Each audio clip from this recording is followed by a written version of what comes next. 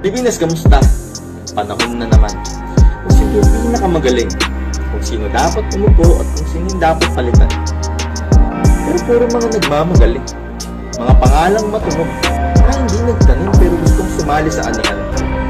Malitaktakang lirikal, mga mapang-abuso literal. Kung sino yung mga disente manamit, sila yung mga utak kriminal.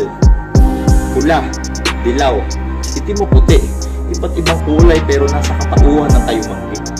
Maraming nagsasabi kaya mahirap nang maitindi. Hindi matatanggal ng sabon ng dumi. Sa peke mo na pipiling magubli. Baluktot na pinaglalaban na maituwid. At ang mga tuwid na pinili na lamang baluktutin. Bakit hindi kayang makalaya ang mga utak na nakakulong? Mga sigaw na parang bumubulong.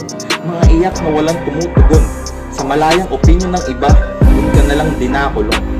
Bakit hindi kayang mag-isip? Kung tama nga ba yung pinaglalaban? Alam ko na. Madali nga lang naman pumikit pag nasa harap mo na yung katotohanan.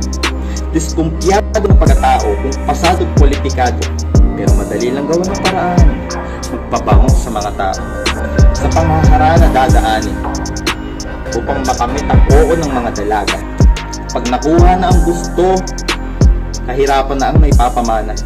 Ito yung panahon na nasa harap na natin lahat ng sangkang. Kumpleto na rekado. Pero dahil madaling mauto, pipiliin yung panggap. Sikreto na bistado, tapos ang lalakas magreklamo. Bakit walang pagbabago? Nasa iyo rin ang problema. Huwag mong idepende, ikaw kusang magbago. Sa sarili dapat umpisahan mga konkreto na plano at huwag basta-basta paniniwala sa mga hugot at pangako.